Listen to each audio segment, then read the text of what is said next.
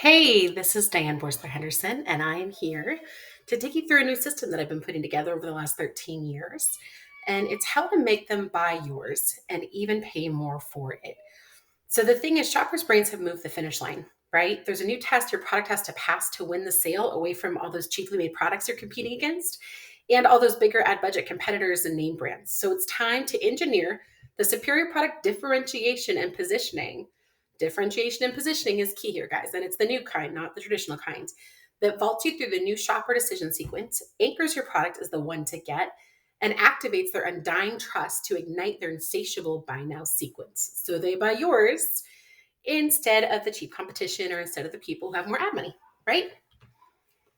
Okay, so first of all, I want to go over 5 case studies with more than 3,995 more successful implementations to pull from, just so you can determine yourself whether or not this is worth your time.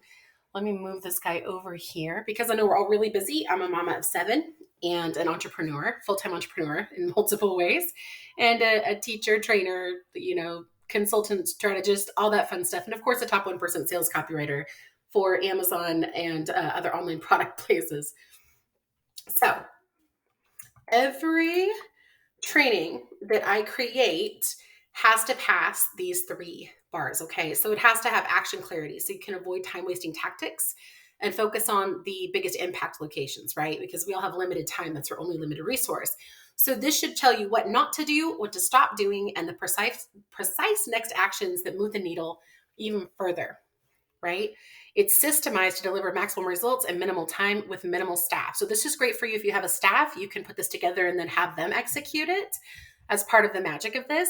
And this is wonderful if you don't have a staff because it's something that's systemized so it delivers exponential results, right? And that means sales across all channels where you sell all of your products. The next thing is it needs to make the measure of the ability to collapse time to measurable success, right? So there's a lot of things out there, a lot of trainings out there that will, they say, okay, great, well, you can implement this and here's our results in a year and 2 years and 5 years.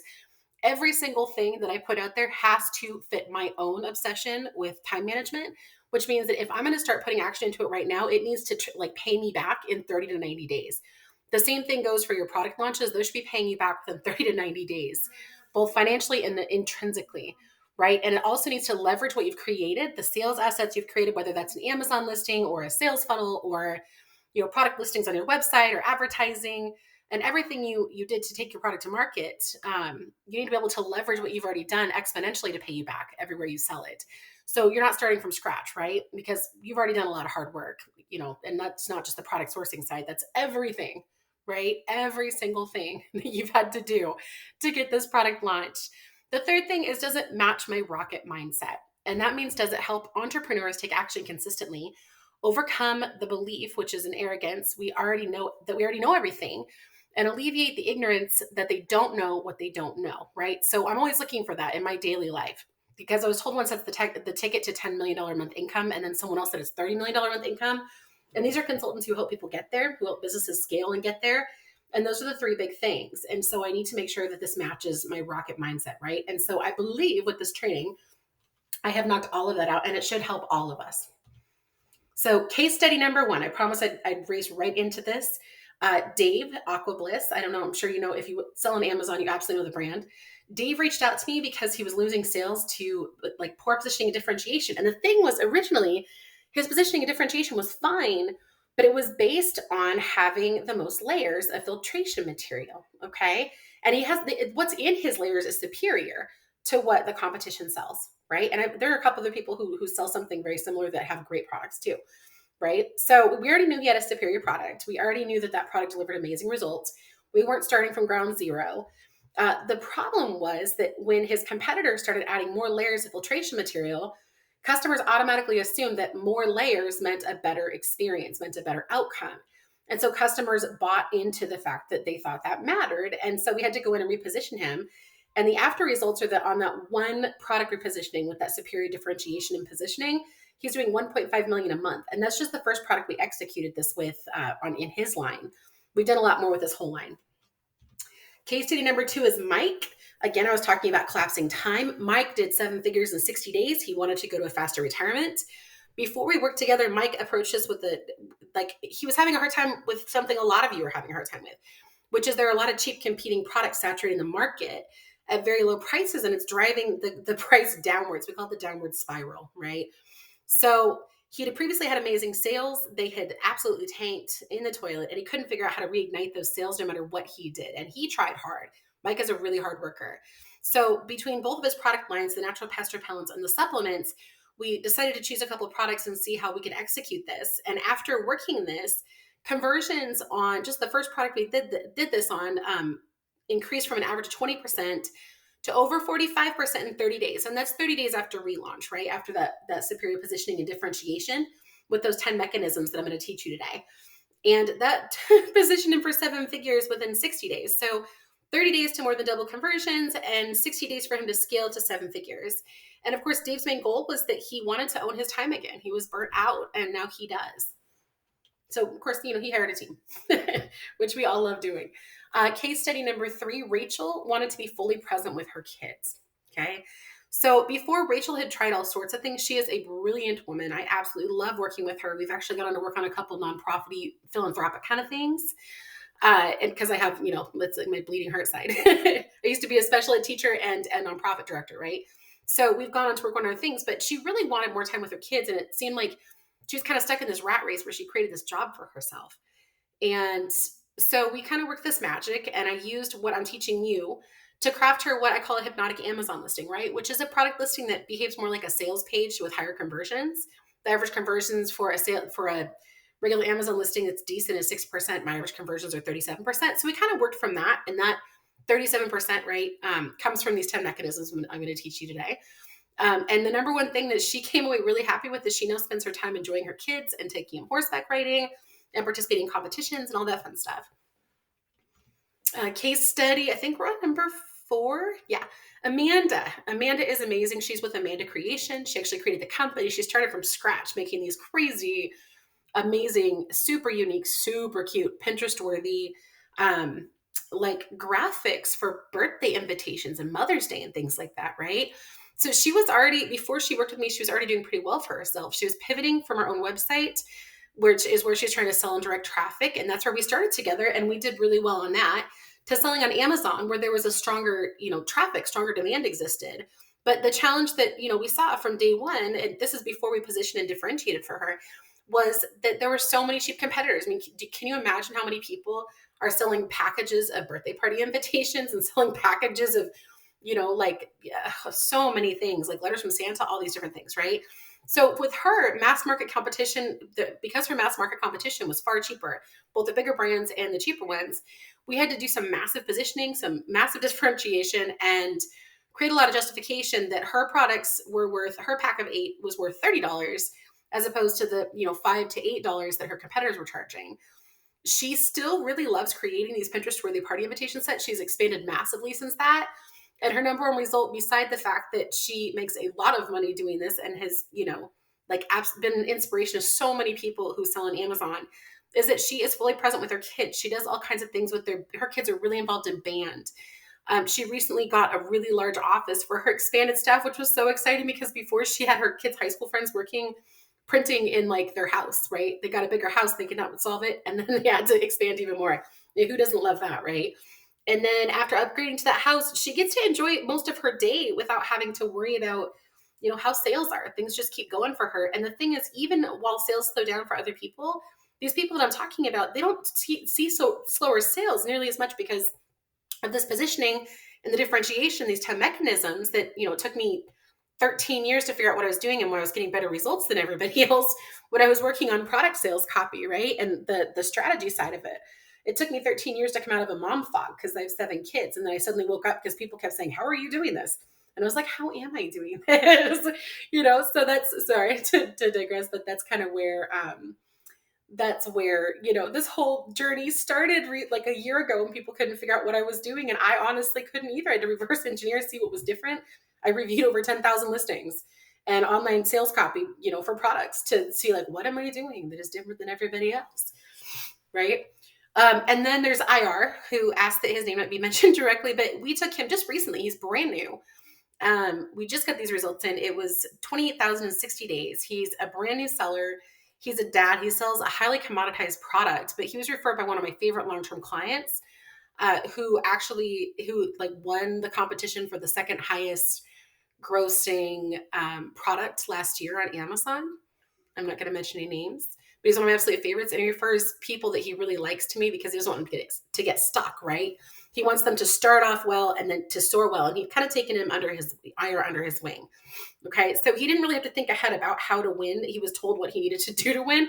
And so we differentiated and positioned his products using more than even these 10 mechanisms that I'm going to share with you, because there's actually 52 of them, but these 10 are the easiest to implement. So I'm sharing these ones first. And then people who are interested in learning the other ones, there's lots of other places you can go and do that through me. They're all things that we created for the most part. So it's kind of like if you have really advanced sales copy, but it's the underlying sales fuel that actually fuels that sales copy and actually fuels all of your online sales assets. That's why you don't have to start over from scratch, because this is more something that you like tweak and add to it. It's the power behind it. It's not like you don't have to rewrite all of your sales copy, although I can obviously do that for you. I've done that so many times. Anyhow, so after 2 months post-launch, he's making $28,000 a month, which he said was life-changing, right? And he moved his wife and his young daughter into their own home. And all of us are really excited to see how far he goes. He's really young. I think, pretty sure they were living with his parents. And that was like his goal, was he wanted to make enough money to move them out. So he's been a real inspiration. I have a couple more case studies that are, like people who I've taught. Like today I heard, I got this amazing Facebook message from one of my students named Muhammad, who had started with me in, 2020, right? 2021, spring of 2021, right before the recession. He said he was at the lowest point in his life and he was just trying to survive. And he is at the point now where he's making more money and that's from learning to do, learning what I taught him in terms of sales copy and hypnotic Amazon listings. And he's gone out there with no previous education in the sales copy realm and no previous education knowing any of this about neuromarketing, NLP, conversational hypnosis, what converts, psychological sales triggers, none of it. And in a year and a half, he's now making more than 90% of the people in his country, which is pretty amazing. And at his age group, he's smoking everybody, which I love stories like that. Okay. So the one thing I want to say before we get into this is please, especially as a former special education director and teacher, please don't beat yourself up if you need help implementing this. Please don't beat yourself up if you're not getting it right away. It's really important that you give yourself the grace to learn this, because this does create exponential sales force across everywhere you sell your products, for all your products. You can use it on any kind of product that you want, as long as with the one caveat that you need to have a high quality product that actually delivers what you say, right? If you put out something, obviously what you put out is kind of what you get back. So if you put out something that's bad and it creates a whole bunch of, crazy, horrible ratings, reviews, testimonials across the internet, then that's kind of what's going to happen. There's not a whole lot you can do other than kind of, fix the problem first. So please fix the problem first, but don't beat yourself up if you need help implementing all this stuff. I have 20 years mastering NLP, which is neuro-linguistic programming, conversational hypnosis, neuromarketing methods, psych sales triggers, advanced copy tactics, advanced conversion tactics, conversion testing. I was a data scientist for the National Science Foundation, and my background was in statistics and sales. So if you feel like maybe you're supposed to get all this right off the bat and you don't, that's absolutely okay. I do have lots of options, including a free option called a power hour that we do once a week just to help people with implementing this. And when you show up for that, it also just helps us to figure out, me especially, since it's mostly me, I'm a small business owner, just like you. It helps me to figure out how I can improve what it is that I'm doing to help elevate people who are breaking through and reaching those sales that they really want to reach, so they can be with their kids or, spoil their families or spend time with loved ones, because time is a really fleeting thing, right? So on top of that, I have the 13 years of delivering results as a top 1% sales copywriter. You can find me all over the internet. And then I have 7 years as the product positioning and differentiation strategist on the consulting side, where, it took me forever to realize, like literally 4 clients had to step in and point it out in the last month before I was like, oh, hey, yeah, I need to do a training on that. And just remember that's versus you watching one training, even if you have a background in positioning and differentiation, or you've read some books, all of those methods are relatively outdated. And I'm going to show you why and how it's caused the shoppers who you want to sell products to and the people you want to serve, how it's caused them to actually move their finish line. Okay. And again, you can request help anytime at our online product accelerator group on Facebook. I believe all of the people, with the exception of maybe Mike, are part of that group. All the sellers are part of that group. So they come in they still get help with their new products positioning. and differentiating because it's the sales fuel behind your sales copy, behind your sales assets, behind your graphics, right? Behind your visuals, behind everything. This is more the underlying foundational sales fuel that I'm teaching you today. So even if you have an amazing sales copywriter, even if you're an amazing graphic designer, even if you're someone who writes your own sales copy and you're really good at it, this is really going to blow your mind. That's what everybody has told me so far who has like read the book that I've been writing about this is mind blowing, which feels really good. But at the same time, I also want to make sure I'm explaining it at a depth that people can implement, right? That's really important to me. And then that you come back to me and tell me, hey, here's how this worked for me. Okay, so make them buy yours and even pay more for it. There are 4 problems right now that cause me to create this training, right? To stop my work, to stop my deliverables, to stop talking to my students, to stop talking to my 7 kids, to lock myself in the office and to create this training. Okay. Problem number 1 I discovered was that people are focused on the wrong tiers and the product to profit sales tower. And I'll show you what that is in a minute. It's this really ugly thing that I like made myself, and I'm not a graphic designer. I run a graphic design team that's really amazing, but I'm not a graphic designer myself. I didn't want to bug them because it was like 3:00 in the morning, and I had this inspiration that finally clicked in my head. So I got out of bed and made it. So, don't judge it. It's ugly and memorable because it's ugly. Problem number 2 is that shoppers' brains don't perceive the differences between your product, which you probably already know this is obvious to you, and your competitor's product, right? And that's because of traditional positioning and differentiation don't work anymore, right? Superiority anchoring and triggering is really required. And thankfully, I figured out how to use NLP and conversational hypnosis to do that a long time ago. But I didn't realize that nobody else was doing it until I woke up and I had these crazy results. Like woke up from my mom fog raising 7 kids. And my youngest is just now turned 2 on Halloween of this year, right? So I woke up from this mom fog and I'm like, wait a minute, people are like, how are you doing this? How are you doing this? And so I really had to stop and kind of reverse engineer this. And I'm really hoping this works. I've already done this. I've been doing this like for 4,000 products, and I reviewed like 10,000 products to put this together. I'm not kidding. I've been working my tail off on this. The third problem, and this is a big one, is because they don't perceive the differences, shoppers' brains or subconscious minds that make the decisions have gone from having 2 boxes to 3 boxes that you have to get through to get into the winner's circle. So I'm going to talk to you about that third new box. And then we're also unaware where we need to change. Okay. So we can look at all the sales assets we've created, all of our sales copy, all of our graphics, all of our commercial VSL. I do the 29 boost, 360 spin VSLs, right? Which convert really well. It's a 29% boost. That's why it's called 29% boost, right? I write the scripts for those. So we need to look at that because and I feel like we need a visual, right? So I created this 3x like 3 different competition domination threat assessments that I want you to go through.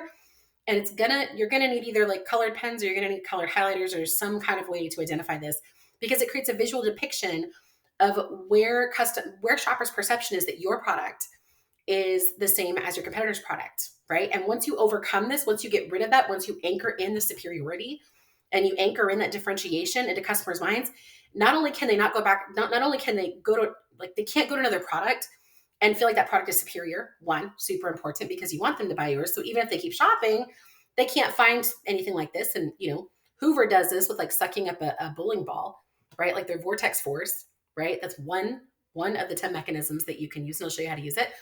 And they do that. And so nobody else can suck up a bowling ball, right? They coined it, right? And so it became a hypnotic anchor, what I call a hypnotic superior power positioning power anchor, HSPPA. I've been calling them HSPPAs for so long that, right? That was the original mechanism that I invented way back when. Okay, so we're going to look at that and then you'll have a visual depiction on what to change, where to change, and how much of a threat that your sales assets are actually under from either being copyable or being caught up in that downward price push where you're like spiraling down just trying to stay afloat, or then to the point where it's like liquidation, right? And we don't want you to get to that liquidation point because once you're there, it is really hard to turn you around. There are ways, but it's really hard to turn you around. And sometimes it costs money that you just don't have, right? So gap, okay? The first gap, the product to profit conversion tower. So I think of this as like a tower where like electricity runs in from the bottom and feeds its way up. This tower is really a really great visual depiction to inform you of what you're missing, right? Like where your underlying sales fuel is and what that's supposed to kind of inform and feed electricity into, right? Which are your sales assets and a couple of other things. It also shows why you can't compete in a saturated market with high competition products, right? It shows you how to, like, it shows you what to change when your competitors have deeper pockets, like the bigger ad budget guys or the bigger brands. The guys who work with, like, they pay like, $7-8 million a year to these top ad agencies, or some of them pay like 40 million a year to top ad agencies, right? To do what I do. And so they can afford that, right? And then they have competitors with cheaper offerings, right? So we all know who those people are. I'm not going to go into it. And then competitors who have developed recognizable brand names, or what I like to call legacy names. So they used to be private label, or they were, formulators, creators, but they've become so big, or they've been aggregated to such a point where, like, everybody recognizes their brand name. Okay. And it also shows you where to energize so your sales actually go up. So it's a visual. Okay. So on this visual, see if, oh, hey, good. You can see my mouse. I'm super happy with that. So most people look up here. Okay. And the reason that they look up here, even though it's the fourth most important, is because people are focused on the thing that they can understand the most, just like your customers are focused on what they can understand the most. That's what they want to do, is the thing they understand the most. Everything else kind of triggers this fear response in your human mind, and you go to your monkey brain and all kinds of fun stuff. And suddenly you're back in, like 3,000 years ago, where your tribe's going to kick you out and you're going to starve to death if you go after something that your brain doesn't recognize. Okay, this is where most people start, is the optimizing traffic. And this also includes keywords, guys. So if your focus is on keywords and organic traffic, and you haven't optimized your sales fuel yet, and you're not positioned and differentiated superior, and you haven't anchored that in, you haven't triggered that buy now sequence in your customer's brain or in your shopper's brain, you haven't gone through the 3 boxes, which I'm going to show you. It doesn't matter how much traffic you send, it's just going to cost you a bunch of money, and you're eventually going to end up losing. Also, additionally, because customers can't tell the difference between yours and your competitors, and your competitors charging less. Right? So they're going to get the sale. So this is not for people who are competing on, like, lowest price, right? This is for people who want to actually make their products pay them back for, like, the investment that they put into them. And this is for people who are still charging reasonable prices within 25% of the market median, sometimes higher, depending on what it is, like a supplement. But really, like, people don't want to get caught up in that downward spiral that we have seen in the last week, right? It's been a little bit crazy. So the first most important thing, right, is obviously, anybody who's been an entrepreneur a while knows this, exponential, results-focused, action takers mindset, right? Everything you do should pay out in dividends, so it should be exponential. Do the thing that's going to make you the most in the least amount of time, right? Results-focused, only do the things that are results-oriented, like you can see the results from it, not things that you don't understand, like not just because you understand it. Sometimes we have to get out there and try to understand things, or try to get capital to make things happen, right? But something that you can see results from, and you know that those results are going to be accelerated, right? It's going to pay you back quickly. The next part of it is the action taker's mindset. If you go and you learn a whole bunch of things, you're dealing with a whole info product issue where, like, you can't gain clarity because there's so many options and you don't really know how to move the needle, and everybody's confusing you, telling you something different, right? I've already shown you case studies. You know how to move the needle. I'm going to explain this to you so it makes total sense. You know how to move the needle, and then you can start taking action on it, right? The second most important thing, and the thing that is going to bridge the gap to make them buy yours, is these DBH mechanisms, right? So these are your product positioning millions mechanisms. This is the subliminal sales fuel. So if you were to look, let's say that your sales copy was a 24/7, a salesperson who worked 24/7, which it does online, which is great. Doesn't take breaks, doesn't take vacations, doesn't get sick, doesn't ask for a raise, but you still expect it to continue to generate more and more and more sales every single day, right? Regardless of your product, because with all the products out there that are so similar, customers are, I'll show you what customers are doing with that in a few minutes. Okay. Customers don't really care. So we need to make them care about something. We need to go where they care, not stay where we're playing, right? The field has moved, right? So the subliminal sales fuel is this fuel that lays underneath your sales copy, or underneath your graphic design, or underneath anything that you use as a sales asset. Okay, it's there and it has to be there, otherwise your product is not positioned and differentiated as superior. It's just not. It looks the same as everybody else's, and I will explain this using boxes in just a few minutes so it makes sense, because this is where the customer's finish line has moved. Okay, then after you have that all ready to go, after you've developed that superior positioning and differentiation that makes you the go-to solution, that makes you the most chosen one, that makes you uncopyable, the one to buy in an ocean all of your own without all those shark-like competitors, only once you have this created for your product do you move on to customer-facing assets. Okay, so this is the brain inside of your 24/7 online sales pro. Not doing this would literally be like hiring somebody to generate you $2, $3, $10 million a year as an individual within a business, in a business to business salesperson, Okay. Business to business sales pro. Not doing this is like not hiring that person, but they don't have a brain. Does that make sense? So like it's that important. You're hiring somebody without a brain. Okay, if you're putting sales copy out there without this superior positioning and differentiation right now, if you're putting any sales assets out there at all, and you haven't done this for your product, then you are literally putting out something that customers perceive as the same as everything else, and it makes them buy on price, and they don't remember you and they don't order from you. Okay. Same thing if you find that your sales are like relatively steady, but you keep throwing more and more at it. Like you're trying to do more things with your product, more things with your product, more things with your product. You're optimizing, you're sending traffic, and nothing is changing. This is more than likely where you're stuck, because this is what informs everything, right? So I always tell people as they're going through this, do not hire another sales copywriter, listing optimizer, graphic designer, commercial creator, photographer until you have the sales fuel ready, until you have the brain to give them the fuel to give them. So that 24/7 online sales pro, that digital sales pro they're creating, and the workplace it lives on, like your website or Amazon or Shopify or wherever it sales funnels, wherever it lives, Facebook if it's an ad, don't hire anybody else until to create your customer facing sales assets or to optimize them until you have this ready. Because otherwise you're putting in, it doesn't follow the rule of exponential that we've talked about, right? You're putting something else out there and it's great. It'll generate some sales, but it's not fully powered and it puts you at risk of being copyable, right? Customers see you as copyable. They perceive you as being a copy of the first person they saw. Customers perceive you as like being too overpriced because somebody who's a copy of what you're doing or that they perceive as a copy of what you're doing is priced less. So they just buy that. Okay. Regardless of testimonials, regardless of ratings, regardless of reviews. We have done this with products, tons of products, hundreds, thousands of products, actually, no, probably 2,000 products, where we are at launch and there are no reviews. Okay. So I know that this works even without any reviews. I know that the reviews are supplemental things that knock them off the fence. We sell products that reviews all the time. Once upon a time, like I help clients do it. Once upon a time, we didn't have any place with verified reviews online. People still bought products. We had like one of the first sales pages I ever wrote converted at 13% with no reviews.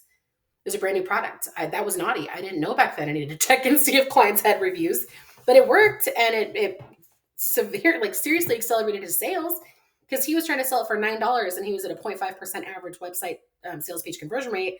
And I got him up to $99, and I didn't raise the price till after we got the conversions up. So it wasn't the price that caused it, but it converted at 13%. And that's on a product sales page, right? With no fancy graphics and no, this is before VSLs, this is before anything. So I know that this works.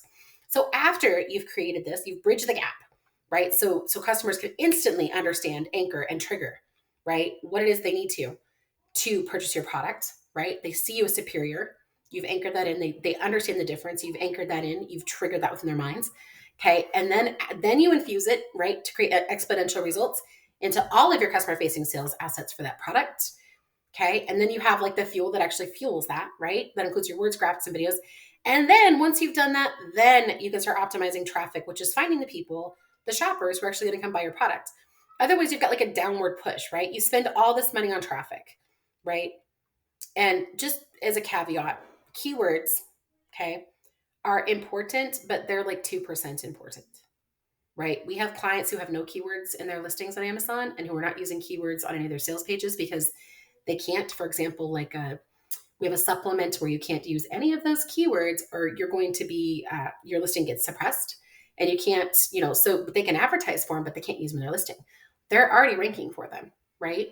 We have a lot of clients like that who work in and on the body products. You can't make claims and those keywords are actually claims. So you can't use them in your listing, right? You can't use them on your sales page for Google. You can't use them on your sales page for Amazon. I'm sorry, not Amazon, Facebook marketing. You can't use them in your Facebook ads. So if there's something that's high compliance and you're stuck and you're not sure how or where to advertise it or what's going on, like definitely reach out to me because I can help you get through the situation. So now you've got your, you've got this aligned. You got to get this aligned first. Your mindset's most important. This is second most important to bridge the gap, right? Anchoring that superiority. So customers see yours as the one to buy, right? And they're willing to pay you more than what they're paying the cheap people, right? Or what, and you can't be dominated by advertising because you're making more and more money, larger profit spread in there. You can afford to start competing in terms of advertising, like the big guys. Okay. You can hire a team and escape your office. This is where that starts, right? You can go play with your kids. Mine are on the other side of the door right now. It's like 4:16 p.m. where I'm at. So then you've got this lined up, you get this done, right? You infuse it into to your 24/7 online sales pro, which are all your sales assets. You put those sales pros up at their workplace where they work 24/7, 365, and they never take a break and they never take a day off and they never call in sick. And it's a really amazing deal if you think about it. And they just keep generating you more and more and more the more traffic that you feed them. Okay. Most of the time, what I found is we almost never need to optimize traffic. It's really not that hard. Okay. If you're doing Facebook audience targeting, it's a little more complicated, but if you're doing keyword traffic and you're using buyer intent and you're able to compete and increase your profit margin on here, and you can pay for more traffic up here, and your conversion suddenly jump from, just as an example, from 20%, which means 1 out of every 5 people is purchasing your product, to 37% or 45%, which means that almost 1 out of every, oh my gosh, that's almost 5 out of every 10 people, 1 out of every 2 people is purchasing your product. I think we did get them up past 50%. But the testimonial I have from him says 45%. So let's say it's, 2 out of every 3 people. So suddenly you're you're spending half as much on traffic. And so your cost to get a sale is a lot lower, which means there's a much higher profit margin in there because traffic is expensive, right? We all know that. And then you're able to actually compete with these bigger guys. You can compete with the big brands who are, trying to outbuy you in traffic. Like they'll back down when they see that you're coming down the pipeline and buying a bunch of traffic, and you can buy as much traffic as you want. And every time, especially on Amazon, when you make a sale for that keyword, for that traffic, what happens is Amazon and Google, they give you a lot of love. And that means that they'll rank you. That's how these people end up ranking, these sellers end up ranking for like thousands of keywords organically near the top or on the front page for these keywords organically. And they can't fit thousands of keywords into their listing, right?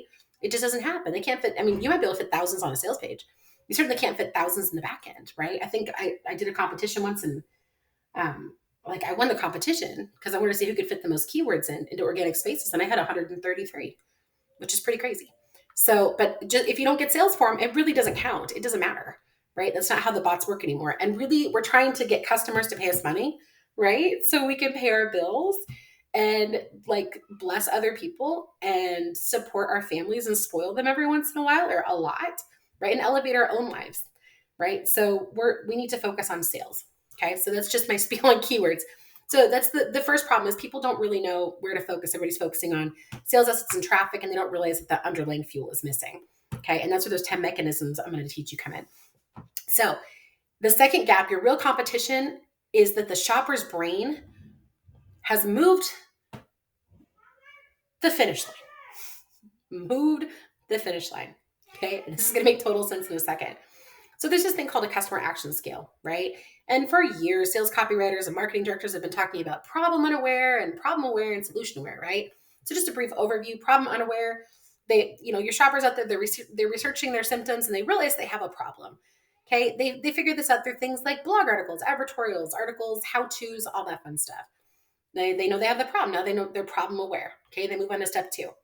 Okay. This is when your product, if they see it as anything that can solve the problem, if it's in their visual, if it's in their reality, right? If they can see it, if they bump into it, if they're actively searching about this problem, right? And they're problem aware, your product moves into this box number 1. Okay. And this for box number 1 is where customers, these shoppers, right, are determining all workable solutions to solve a problem. So if they're trying to lose weight, they realize they have a problem with their weight because they go to their doctor. The doctor's like, you really need to lose some weight or you're going to have some health problems or whatever. They go and they say, health problems. Okay, now I know what the problem is. I'm going to find all of the things that I can move into this box, right? This is box number 1, right? Fat loss supplements versus exercise equipment versus a coach versus dieting versus joining a gym and whatever your product is too. Okay, so this is where they are problem aware and they are finding all of the solutions to the problem. Okay, you're in box number 1. Okay, once they start becoming solution aware, your product moves into box number 2. So if your product checks off all the features and benefit boxes your competitors do, your customer knows the type of solution they want to buy. Okay, so let's say they decide they're going to buy a fat loss supplement. All of a sudden, they're looking at your fat loss supplement, everybody else's fat loss supplement, and they're putting them all into the second box in their brain where they're saying, I'm checking off all the features and benefits boxes, and I'm checking off all of the ways in which these products are similar, right? They're not looking for superiority yet. This is where this used to stop, was at box number 2. Okay, so step 4, right? You've made it to box number 2, and now you want to vault into box number 3. Okay, So the only thing that triggers shoppers to choose you from box number 3 after you've checked off this checklist that used to be features and benefits and considered positioning and differentiation, but now there's so many like products out there that it's just a checklist in your customers' minds. To move to number 3, right, which is right here, you have to have that superior differentiation, right, and that superior positioning. And you have to be able to anchor that in really quickly. Okay, so how they determine, again, as an overview, will they choose your product or your competitor's product? Box number 1, that's their first box. They're problem aware. There's an average of 18,000 competitors in this problem aware stage because they're finding all of the product solution types that solve their problem. So all the product types are examined. Okay, so that means that your goal here is to make sure they understand that the product type you sell, like any of your sales copy, right? And this is just the first stage. This is not the underlying sales fuel, okay? You need to make sure they understand the product type you sell is superior to all other product type solutions, okay? So the exercise equipment, let's say you sell an exercise band set like X3. Exercise equipment is superior to supplements because overweight people tend to experience nutrient uptake issues. So the supplement is far less effective. Plus, exercise bands help you tone up, plus they support increased bone density. Again, that was not written in sales copy. Those are just quick things that I came up with, right?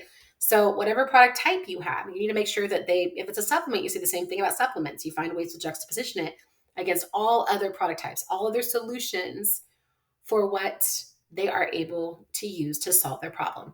Okay. And the same thing goes for like a wine rack, right? Do you want a wine fridge? Do you want a wine rack? Do you want a do-it-yourself kit? Do you want something that makes you wine and you just drink it all every night? Like, what do you, you know what I mean? And those are silly, but seriously, this works for every single thing, every single product, right? Everybody has competitors. Okay. So that was box number 1. Okay. Box number 1 is like here. You've moved from box number 1. Now we're going to go to box number 2. Okay. Box number 2 is being solution aware. This was the original end of the line before they put somebody in the winner circle, right? So when they moved the finish line because of a flooded market, too much competition, too many options, too many copycats, it was because customers could no longer perceive which product is the one to buy based on features, benefits, claims, positioning, and differentiation, the traditional positioning and differentiation. Okay, I mean, think about it for a second. So everybody claims they have the highest quality, longest working, most amazing product ever out there. And the next listing they go to on Amazon or the next sales page they see or the next book they read or the next advertorial they see says the exact same thing. Everybody is claiming everything. And so they take all of these claims and all of your product features and benefits, yours and all your competitors, and they put it on a checklist in their subconscious mind. That checklist has gone from being, okay, this is what helps me pick the right product based on features and benefits, to a must-meet requirement list. That means your product now has to meet all of the requirements on that checklist based on everything else they've seen from your competitors' benefits, their features, everything, right? And I'll tell you, and other people out there saying right now, well, I have this special feature. Okay, you're copyable. Well, I have a patent. You're internationally copyable. Well, I have, and I don't mean to say be snarky, but really, like, the threat assessment will show you how much of a threat all these products that aren't positioned and differentiated correctly, like under the new models, using anchors and triggers, and these 10 mechanisms, like how much risk they're actually at of being part of a downward price spiral, right? So your customer, I'm circling back, your customer has this must meet requirement checklist. So your goal to move from box 2 to box 3, which is the final box before your shopper chooses to put somebody in the winner circle, and that means buy them and you get the sale, right? This is box 2 in the middle. Your final thing here is to make sure the shopper easily understands that your brand solution checks off all the features and benefits required and all the claims required on that invisible checklist. And then they move you to box 3. Okay, box 3 is the final lap. Usually shoppers whittle it down to 3 products. So they've decided the product type that they want. You're selling an exercise equipment. They've decided exercise bands. They've now decided and compared all the exercise bands and created a checklist subconsciously in their minds. And so now they have, you've made it and you've checked off all the features and all the benefits, and you're just like everybody else. Congratulations. And you made it to the point where you made it to the top 3. You're the top 3 contender. Now what? Who wins? You know what I mean? That's what I'm always looking at. Who wins? How do we win this? What can we do to vault you out of this box? right? Into the winner's circle, into their cart, and turn that into a sale, right? Everywhere you sell, not just on Amazon, not just on a sales page, everywhere you sell, especially when prices are similar, or if you really truly created something that you poured your heart into and the cost of creating it better be really have really amazing outcomes and results in order to justify the price. But the price of creating it was something that you have to charge more. You're upside down, right? So how do we turn that shopper into your customer instead of your competitors? Okay. It's that sales fuel that we were just talking about. It is that second most important thing besides your mindset. If you're a product seller online, right? If your services, it's the same thing. Creating and anchoring the superior differentiation and positioning mechanisms that trigger the shopper's buy now sequence. Okay. And these are beyond, you'll see in just a minute. I'm not even going to ad lib this. That's why I put this together.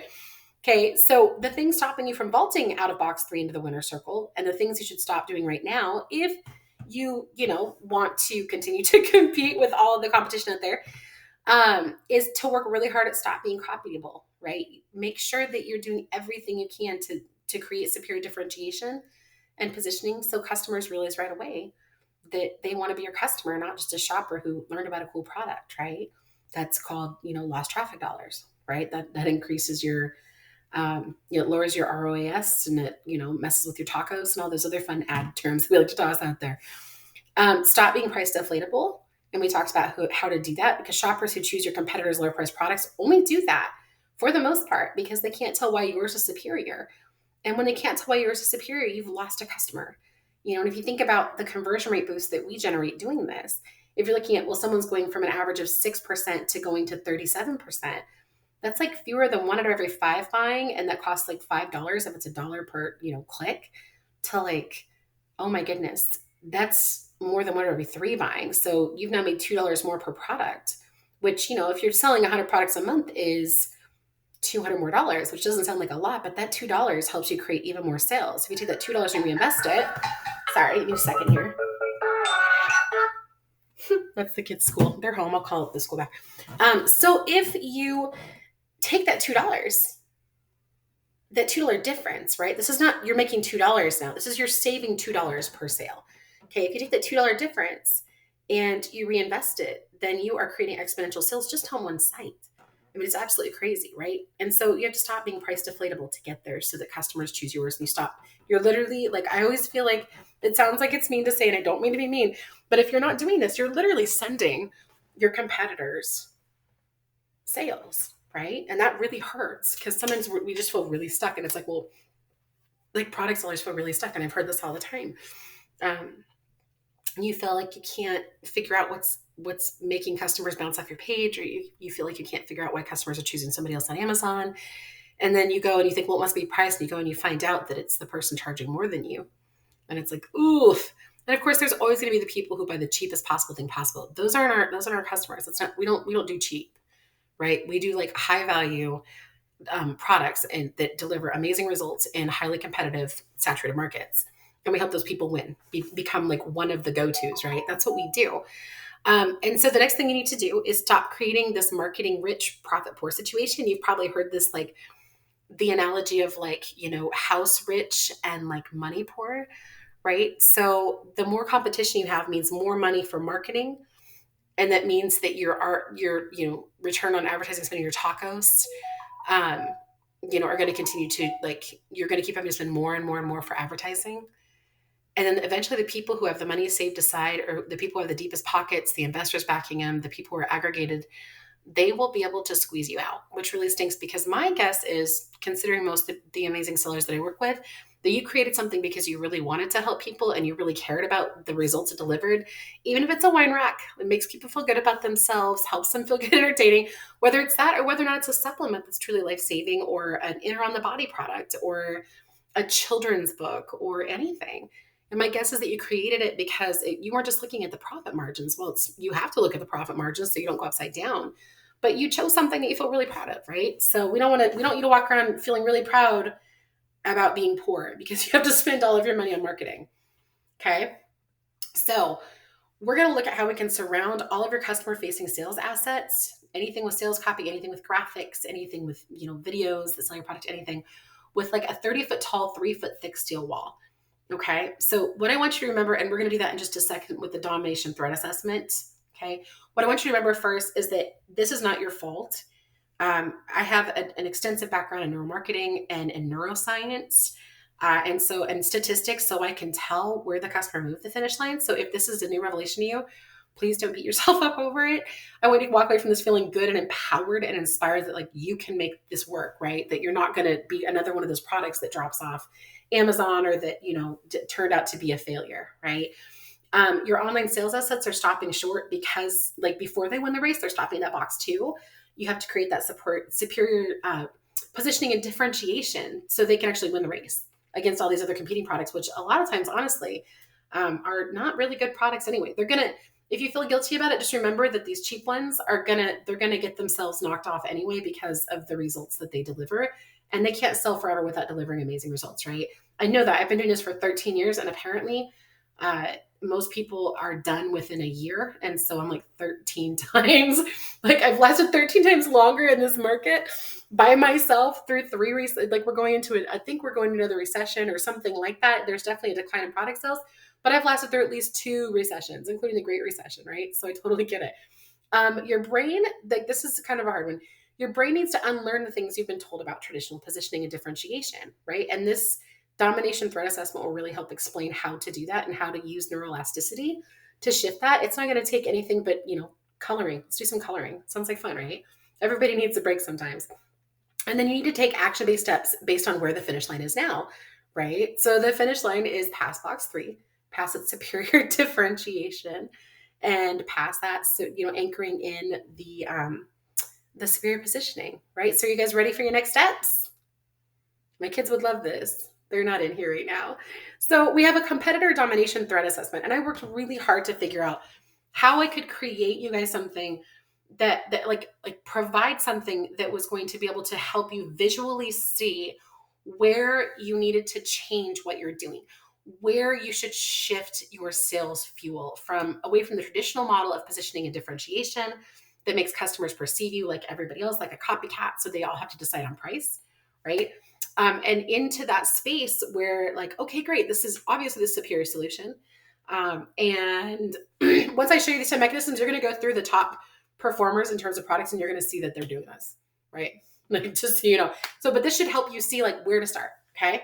So one quick thing, if you're watching this on YouTube, it would be amazing if you liked and followed and commented with the product you'll use on this first below, especially if you're stuck like with a product. And if you can't pick a product, because you're going to need to pick one in a second, go with the one that is getting the balance of like really high traffic. So, there's demand because that's going to, obviously the higher you drive conversions on a product that's getting a lot of traffic, the more money you make. So look at doing it that way, or look at the product that you care about the most, because it helps us take like that, like removing the ignorance or removing the arrogance of like, okay, well, I'm doing this the right way, when it's like shifting that to like, I really want to do this the right way. So I'm going to be, I'm going to be most critical about the thing that I love the most. Right. That's just, I'm big on mindset. Like for me, that's a thing I have to do every day. Okay. So make them buy yours and even pay more for it. Step 1 is becoming self-aware, right? So the competitor domination threat assessment. Okay. From problem to clarity. Okay, this is step 4 in a whole sequence. Step 1 for us to go from problem to clarity is to eliminate traditional positioning and differentiation and become aware of the threat assessment. That's where we are right now. Number 2 is going to be to engineer the sales fuel, right? To create and anchor the superior differentiation and positioning mechanisms. There's 10 that I'm sharing today because they're the ones I think I can actually show you how to implement the fastest to move the needle, that subliminally trigger the shopper's bino sequence. And then step 3 is to infuse the sales fuel into all of your customer facing assets, across your website, your product listings, about us page. This works for branding too. I love doing this for branding too. Sales funnels, checkout carts, ads, commercials, product packaging, everywhere, guys. I want you to take this and I want you to use it everywhere you can. Because again, I have rules about the time I invest in training, and it has to deliver you exponential results. Okay. So clarity step number 1, become aware of what you are doing. We're going to do a competitor domination threat assessment. So if you have not already grabbed 3 different color pens or 3 different highlighters, or, opened up whatever, sales asset you're looking at, preferably one that's longer, like an Amazon listing or a sales page or a product listing for your website. If you haven't printed that out yet, for a product and you haven't grabbed your highlighters, open up a Google Doc sheet and just paste it in there, and you'll see what we're doing even in there, right? Because you can use highlighters in there. Okay. So, part one of this competitor domination threat assessment to help you really visually see where your sales assets and especially your products, are under risk of being like under threat of like either having a downward price spiral or being a copycat, or customers can't perceive what makes you superior, right? So I want you to grab your first color highlighter or do it in Google Docs, and highlight anywhere you see the following. This is what's called traditional positioning and differentiation. And this is a starter list. I pared this down based on what I see people say makes their product superior. Okay. And just a reminder, I worked on over 4,000 products on Amazon alone. I've done 10,000 products plus across lots of different spaces, lots of different workspaces, and I've worked on services, right? I've turned companies around a lot. So when I say pare it down, it means these are the biggest offenders I see the most frequently. Okay, so you're going to go through and you can pause this if you need to.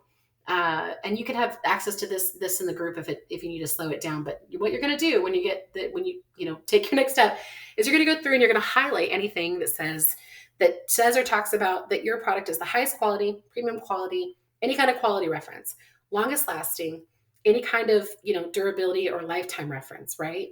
If you have a product that lasts for life, that is actually something we can use for superior positioning, unless all your competitors are saying the same thing, right? Anything about it being luxury, aesthetics, anything like that, right? Premium, okay? Anything about how that product feels based on the materials used or any of the materials used. Go through and highlight any materials that you've used that anybody else could copy, whether or not it's $1 million barrier to entry or not, right?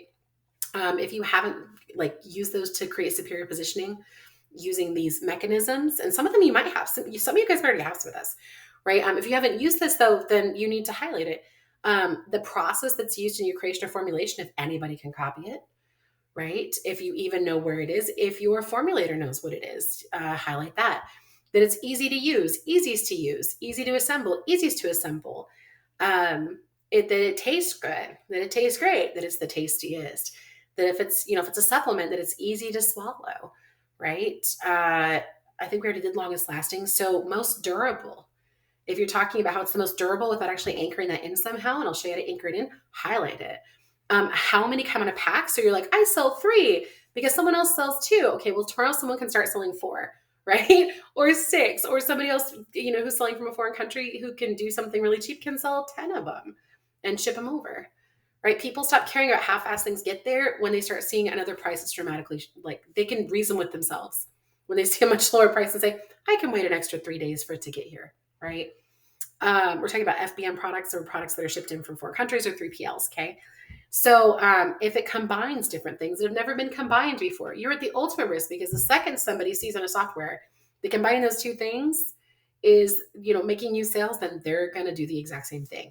And they might even think of 3 things to combine. But if your positioning is, if what you believe makes your product superior is that you combine different products, you're at risk, okay? The market that you sell in, if you're like, well, we sell it in this market, like we sell dry milk as a protein powder, an instant breakfast supplement, right? And what you sell the product as, okay, highlight that. If it's copyable, it's not superior positioning. It's not anchoring superior positioning. It's not triggering the buy now sequence. It's not getting you out of box number 3. Okay. And then of course we have all the in and on the body stuff, right? So if you have anything that says that, and again, ask yourself, why is my product superior? Okay. If it shows up as organic, non-GMO, hyperallergenic, clean, high uptake, high absorption, potency, purity, any of that. Okay. And it's not justified in there and it's something anybody else can copy, you have to highlight that.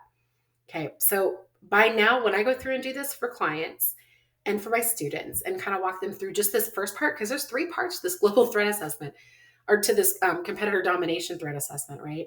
Usually when I go through this, people have already got a pretty colorful page, right? And they're like, holy moly, it kind of gives you this visual idea of where you're under threat, okay?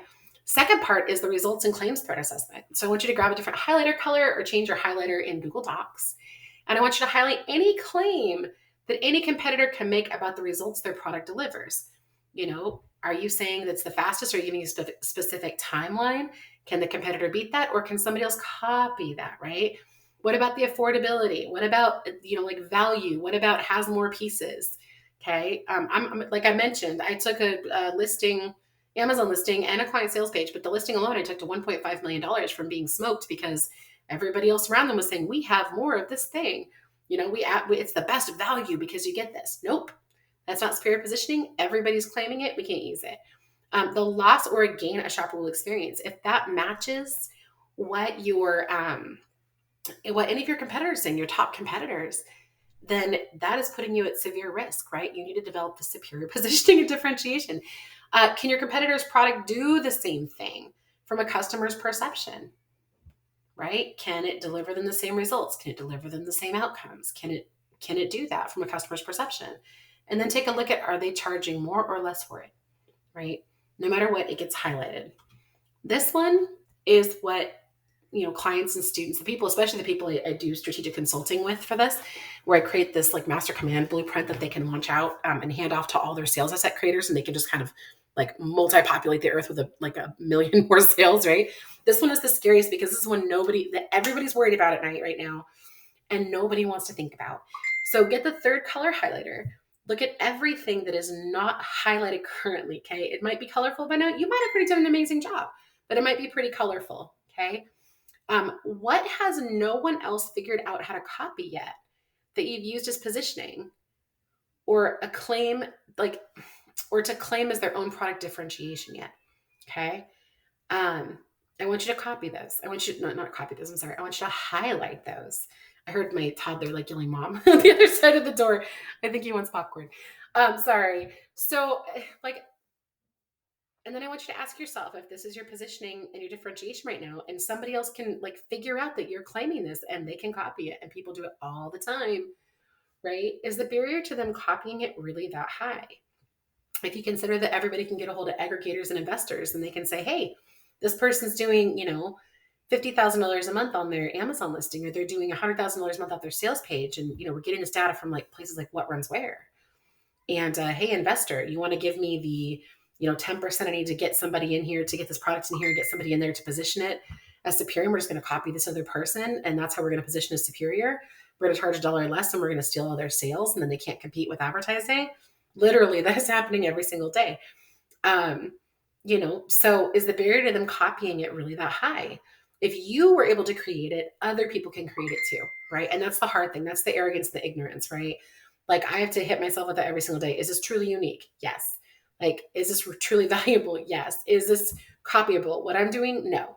You need it's like when a doctor creates a product and they have their own proprietary ingredients and nobody else can copy them. That's a little bit different until somebody else can create the same results with those with different proprietary ingredients. And then the proprietariness of the ingredients doesn't matter anymore, right? Same thing. So can another product seller in another country where your patent isn't honored because your country doesn't recognize theirs, or vice versa, copy it and claim it as their own? This happens all the time. Amazon alone kicked off 10,000 people this last year who they said a copyright infringement, and then had to reinstate many of them, if not most of them, because their country said, you don't recognize our country, as your country doesn't recognize our country. And so, there's no lawsuit here, but we're going to sue you if you do this, right? So you have to be careful of that too, the legal infringement side. And again, I was a medical and disabilities paralegal first chair, so I've actually never lost a case. This is what I did when I was in college for money, right? Part of it, I was also a server, and I was also a teacher at the same time when I was doing master's degree programs, right? So, I understand the law a little bit, but I'm not an attorney, so anything on here cannot be construed as legal advice. Okay, so you've got this really colorful page now, and you're going to need this later. Okay, it's going to become really important when you're looking at your superior positioning and differentiation. But right now, we're going to go into something that I think is really fun, and it's called pre-engineering research. So before you can engineer the sales fuel, right, and these 10 mechanisms that inform everybody who's going to launch the sales fuel out for you into all of your sales assets, like the top sales copywriters that you hire, or even the people who maybe are decent sales copywriters, but they don't understand things like this, right? This really helps to bolster sales. Okay. Although top sales copywriters, I will say, automatically are worth their weight in gold, because I don't sell products online, right? I do services, I do masterminds, I do trainings, I do all kinds of stuff. I don't sell physical products online because someone like me can go in and take any product that anybody else is selling anyplace else, and I can create it because I know how to talk to the people all over the world, and I can have it shipped in, and I have plenty of money to do this. as a top sales copywriter, and then I can sell it and I can smoke all the competition, right? So something to be careful of, like make sure that your sales copywriter or your sales strategist doesn't intend to go out and sell all the products that you're selling, because they can, and they have the skill to pay the bills, and sourcing isn't that skill. Unfortunately, as we can see with all the competition out there right now. Anyhow, so step number 2, I'm going to teach you how to use their words to make you more sales. And I have an additional training on this too, on YouTube, but we're going to use the competitors' customers' words to make you more sales, right? So what we're doing here is we're trying to look for things that will instill trust triggers. And we use best friend research, kind of like if someone's sitting next to you, like your best friend sitting next to you with coffee, or your best friend sitting next to you, in a bar. That's probably where you'd find me, was with a glass of red wine. That's what I tend to like. And they're talking to you about a problem, right? We need to go to where those people are talking about problems and talking about how they solve them, and the specific high intensity, powerful distress words or like excitement words that have that electrical charge behind those negative, like the negative or positive outcomes, right?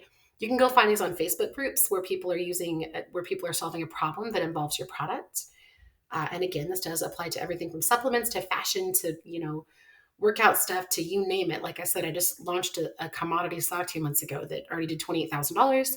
I launched it for a client. Like I said, I don't sell myself. I do joint ventures with people, but I don't sell. I don't actually sell things myself. And then I don't take on clients who have the similar products, because then it's not fair, because there's no way to really compete. God, I sound really cocky. I'm not trying to be cocky. I'm just trying to be honest. So you can also look at your Amazon listings or Shopify listings, competitors, yours, and then especially forums where your product would solve the problem. Let's say you have like an infertility supplement or something like that, or there's like women who are pregnant and they're experiencing like that belly itch where they get the rash. They are searching. They know they have a problem. They're searching to find the problem online, which we talked about, and they're searching for all the solutions, which we talked about, as they're going through, or like all the product types they can use. Or service types they can use.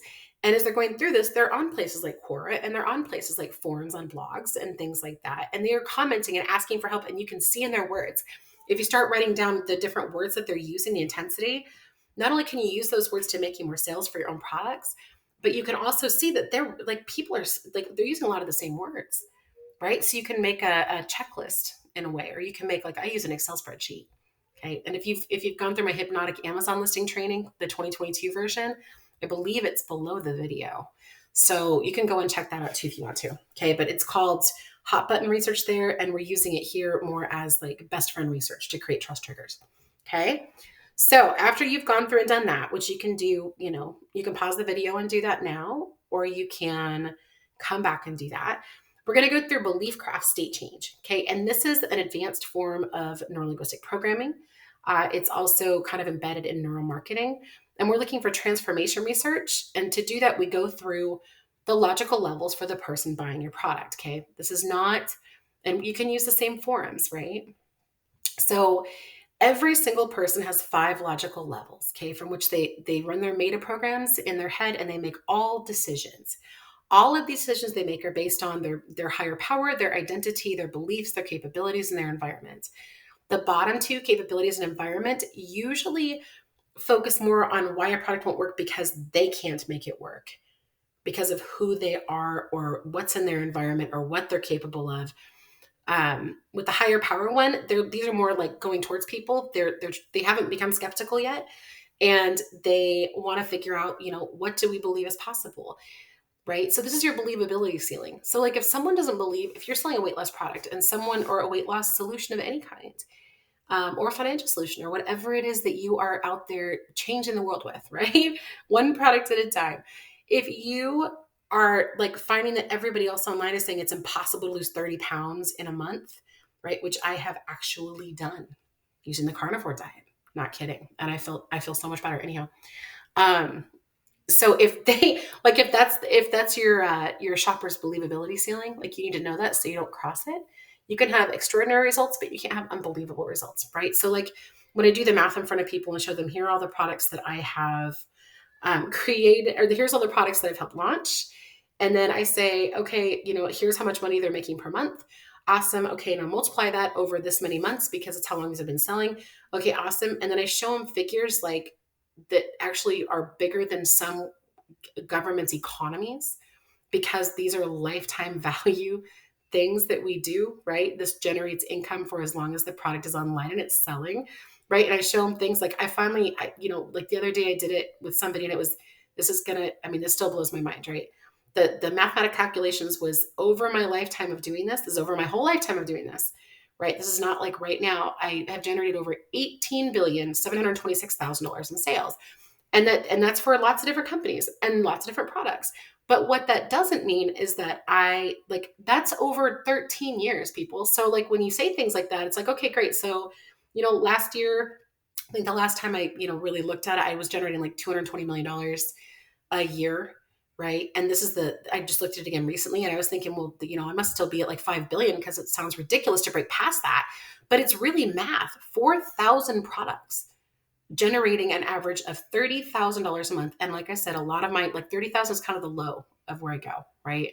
Because I don't really want to stay below that 30,000 mark unless there's just no demand. And then we're just happy getting the highest conversions of anybody. Okay.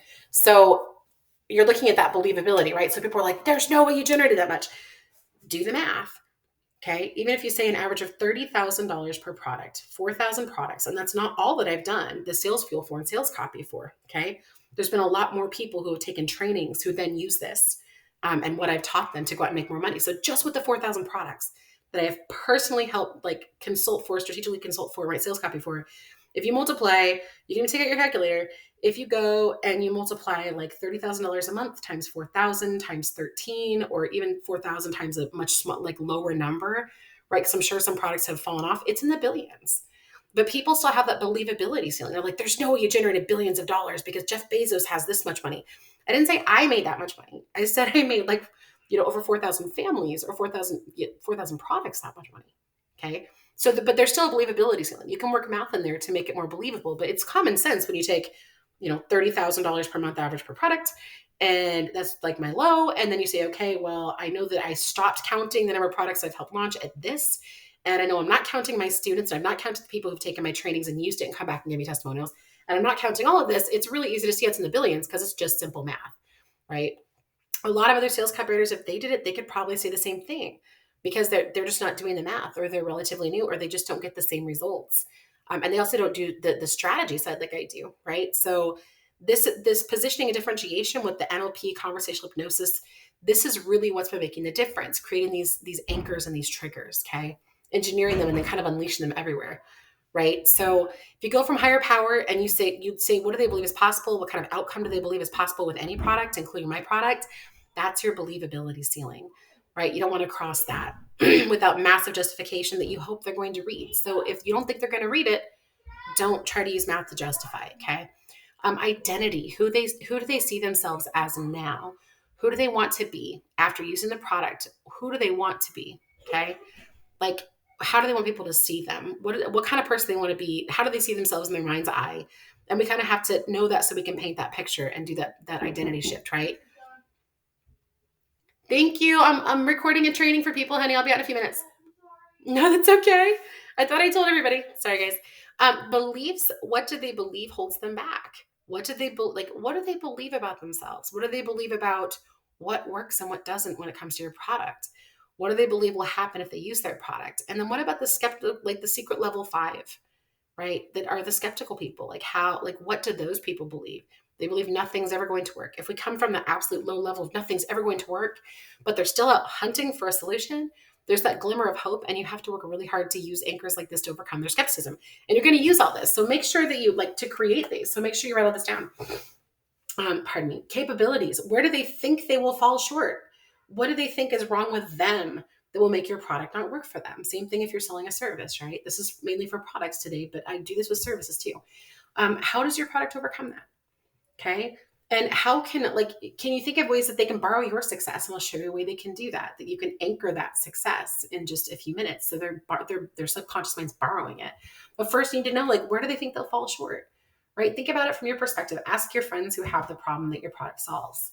Okay. What makes you not choose this? Are you ever afraid you're going to fall short? That this isn't going to work for you? Even people with this, it's I try to do everything I can to ensure somebody won't fall short, but that mindset, that's why I say that mindset's the most important thing.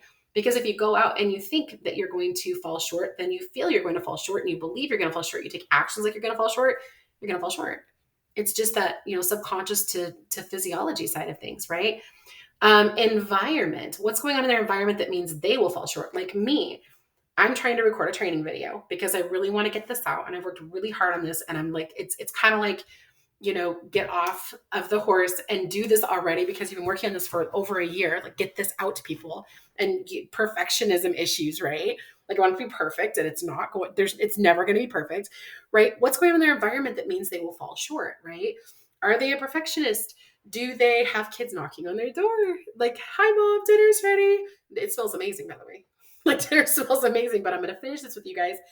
Or like, where do they think that they'll fall short, or where do they think that their environment will make it, fall short? Like, if you're selling something and it's really fragile and it needs to be in a household full of kids, like, that might be a problem, right? So, and then how does your product most importantly overcome those things in the environment, their capabilities, right? I'll show you how they can borrow your clout and like believe in themselves. I'm going to teach you how to believe in yourself today, and I'm going to teach you how to make other people believe in themselves. I really am with products. And so, like, the beliefs, right? How can you help do that state change, right? What are they really thinking and feeling? So I call this belief craft state change, right? This is the transformative research. And Tony Robbins, for those of you who know Tony, yay! For those of you who don't, he is an incredible speaker. And he talks about the 6 things that we need to have, in our lives to feel whole, right? And so you can go look that up, but these all have a lot to do with that.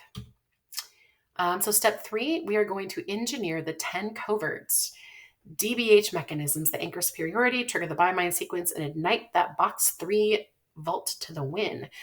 I did a typo there. See, I've been working on this for a year, and there's a typo. And I probably just changed it earlier. DBH stands for Diane.Boerstler Henderson. My husband, who is very much a scientist engineer type, insisted that I name it after myself. I apologize in advance. It feels kind of embarrassing, but it also creates a curiosity anchor, which is really cool.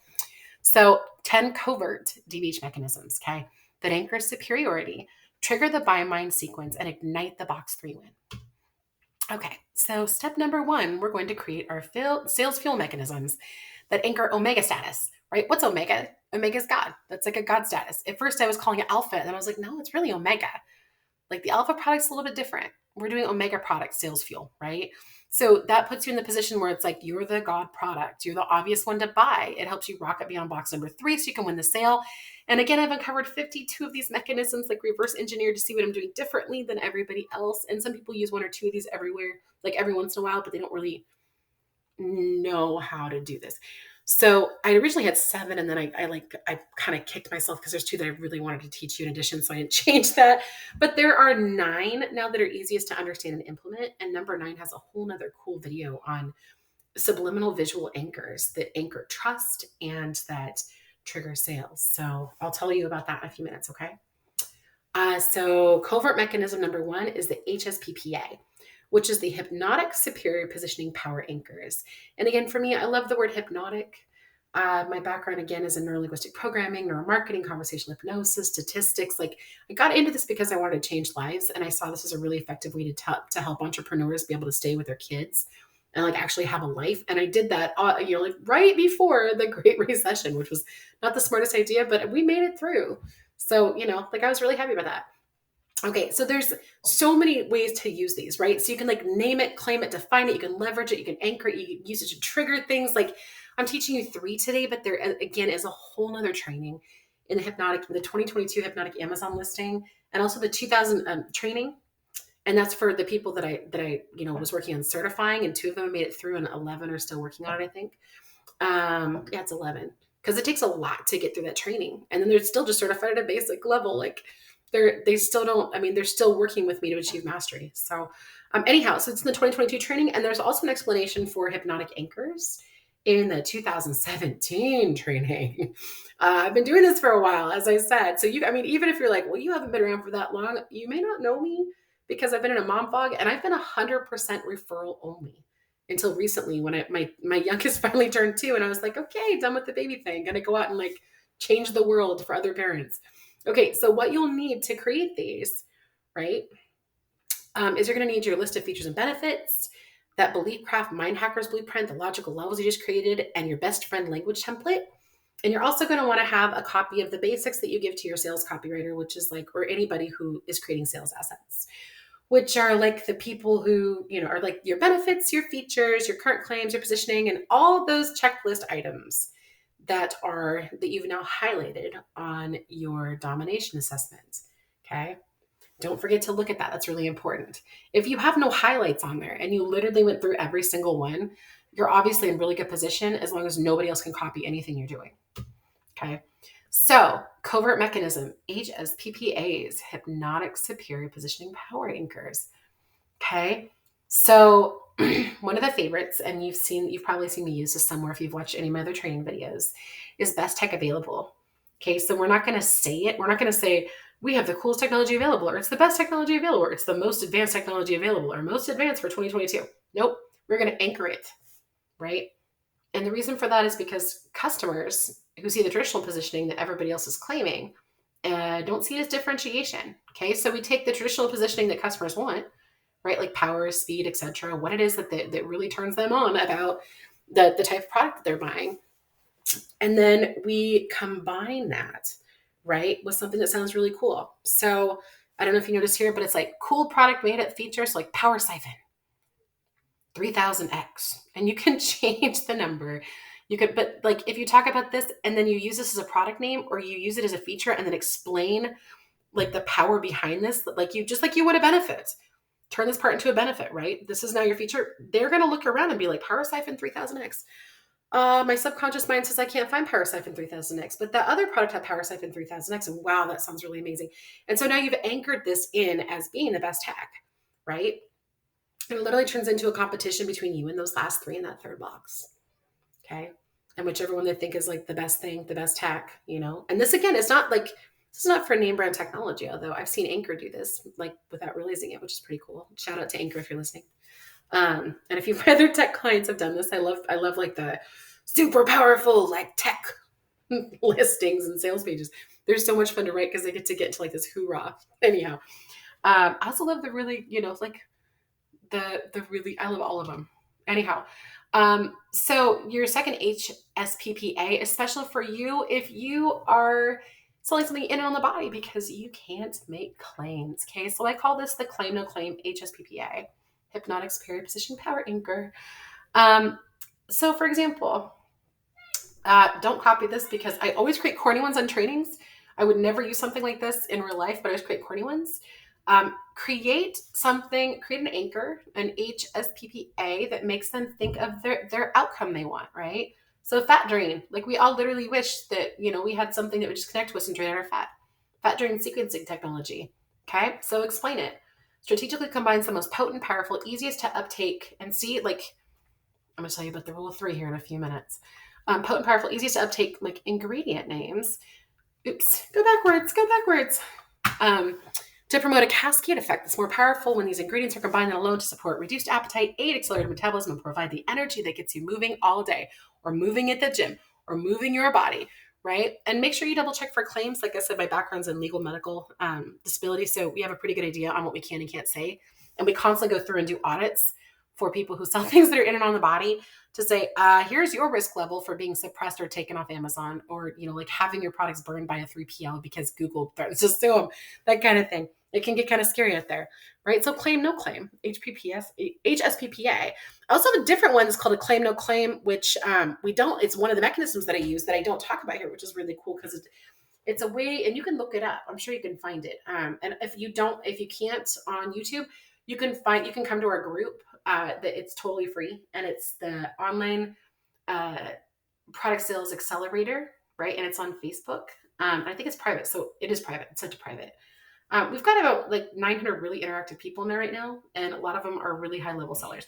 So like product sellers. So if you want to go do that, you're welcome to do that. And then I can I'm happy to find you guys any resource that you need, as long as you're asking in the group. That way you don't have to like dive around all over the place and keep track of where everybody is, right? So if you can't find it on YouTube, please come ask me. So DBH, sales fuel mechanism number like HSPPA number 3, result outcomes future pacer. Okay. So you're going to do this for all of your features that deliver future results, right? Combine the words like your mechanism name with the outcome they want. And you can use this, you should be using this literally for all of your features. Okay, go through and write out what the feature is and write out all the benefits, choose the benefit and outcome that they want the most, and combine the feature by creating a mechanism name like what I'm doing here, the HSPPA, with the outcome they want, right? And you kind of saw this at the beginning with the fat thing, right? But like there's another one I wanted to include here. I didn't. So let's say, for example, that you have a plant wire, green plant wire, right? A lot of times what I do with a product is I'll do a deep dive. Like I will go in and scan in really closely on every single inch to see if there's anything that I can create like an anchoring mechanism out of. So I created this thing had like channels, right? And the thing is everybody else's string had like everybody else's plant wire had channels too, but I did like the rot X. Okay, so rot X channels because something that people were concerned about, that outcome was like the outcome that they wanted was, to have their plants stand up tall and proud, not for their plants to be like rotting at the point where moisture can get trapped in between where you tie in the plant wire. Okay, so I did that by just doing a deep dive on the product and looking at what the outcome they wanted and what they didn't want. So you can anchor away or you can anchor for future results, right? So again, use this for all your processes. Write down all your processes, name them, claim them, anchor them. Do this for all the materials used. Do this for all the components used. Do this for all your features for your product, for everything. And you're not going to use all of them in your sales assets. You're going to pick the ones that make the most sense. But this is going to get your brain going. Okay. Use the ones that make the most sense, that you know are going to deliver the most power. And then it also gives you something else to test on ads on Facebook and Google and all the other fun stuff, right? Like for me, one of the things that I get to do when I do like write any kind of ads for somebody who is using like a banned product, not a banned product, I'm so sorry, we wouldn't sell a banned product that has like a banned search term or that has like a ban, like you can't really advertise for it on Google. So maybe some adult products, and hopefully, that's covert enough for anybody with kids in the room. Is we do things like this. We create these things like these, like claim no claims. Okay. You can do it with products you have to be covert about in order to sell them. Okay. We had some CBD products. There's a lot of them on Amazon. I have clients with CBD products that sell them and we can't say CBD, but we can anchor it in all kinds of different ways, which is really amazing. And the way we do it is the brain interprets it, right? It interprets it as like that thing that they're looking for, like that subliminally. And so even if it doesn't use the specific words they're looking for, like, cannabinoid, oil or CBD, which we can't use, even if it's verified that it's CBD and it's, coming from an FDA certified laboratory that's, GMP, yada, yada, yada, yada, and it's all tested and all that fun stuff, we still can't use it. We can't advertise for it. So we figured it out.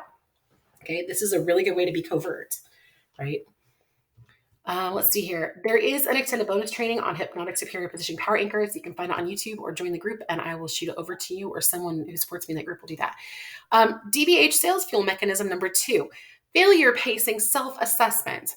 Okay. This is deepening. So let's say someone is running around and they're not really like in tune with the pain they're experiencing right that moment.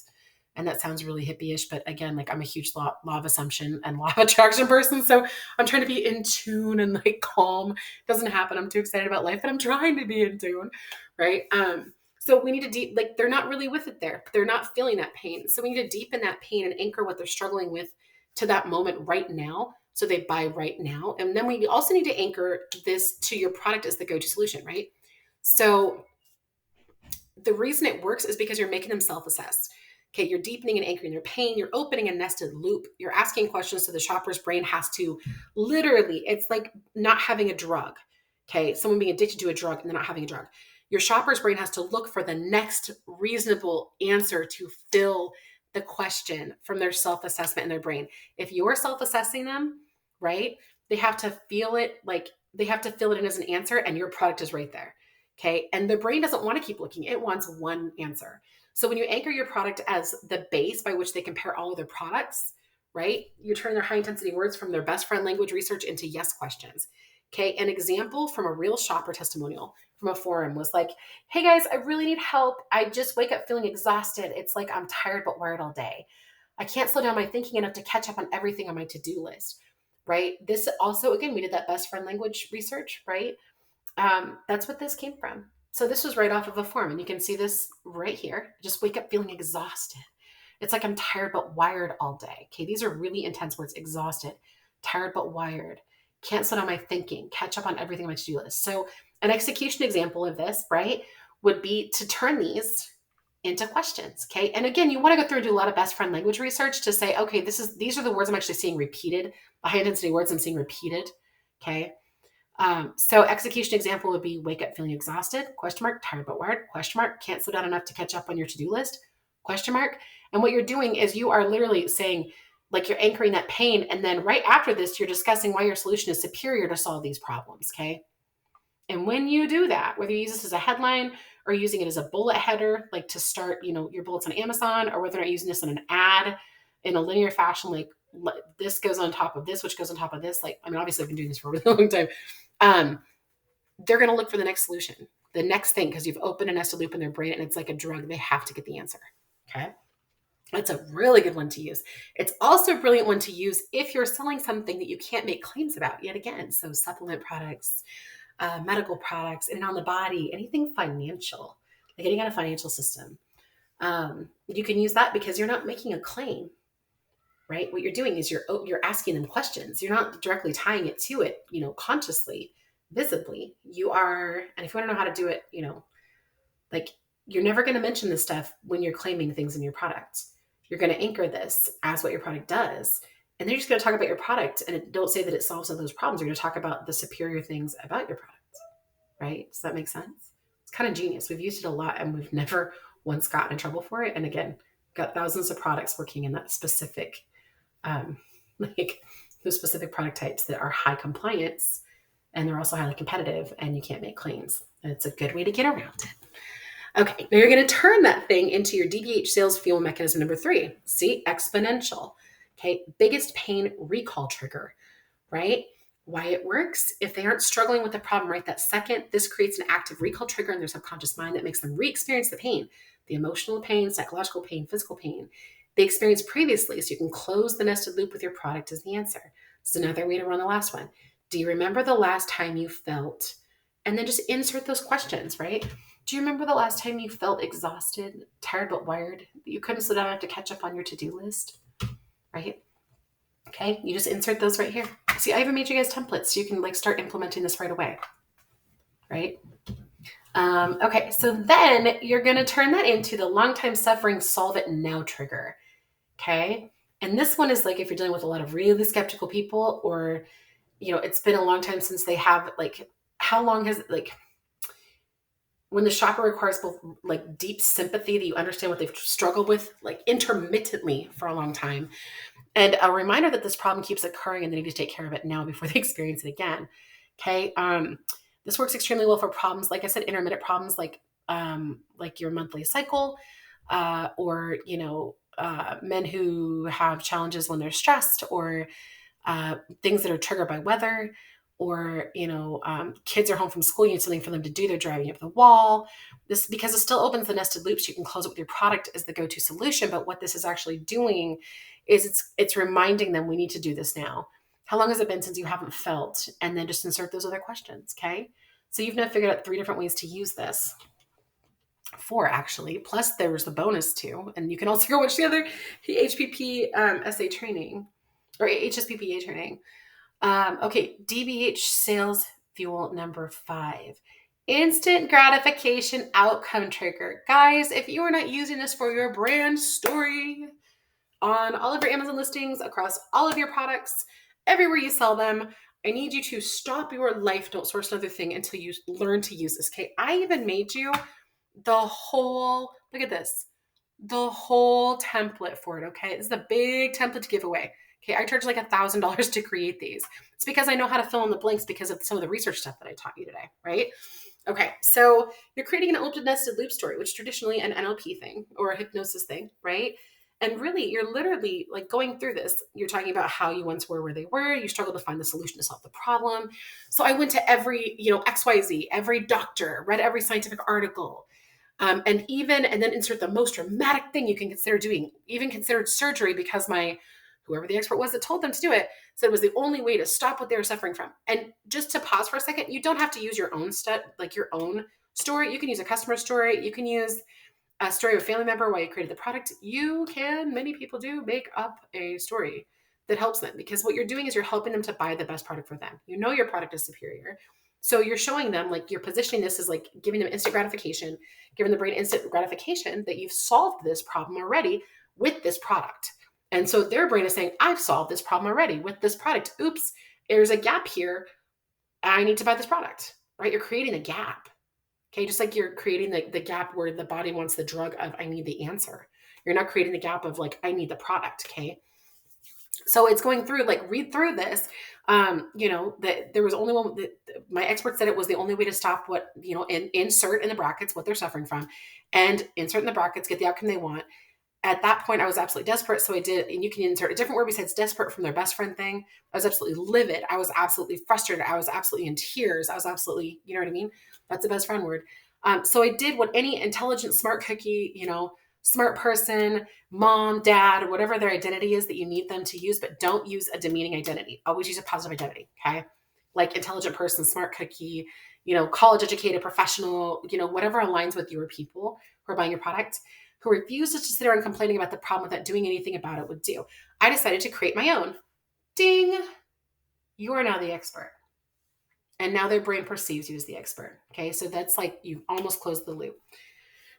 You can't close the loop until they have your product in their hands, but you've almost closed that loop. Now, outcome, right? So example, every day I wake up feeling refreshed, energized, and ready to tackle the day. My mind feels sharp. My person who's close to you, like my husband, it's someone who would notice the change.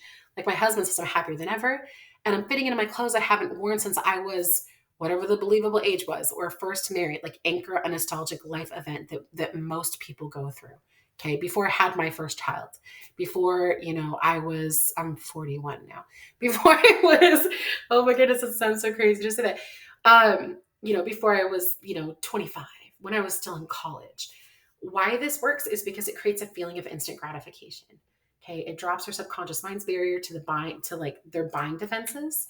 Okay. Because you're now a person and not a product, and you've been through what they've been through, right? And sympathy and empathy work really well.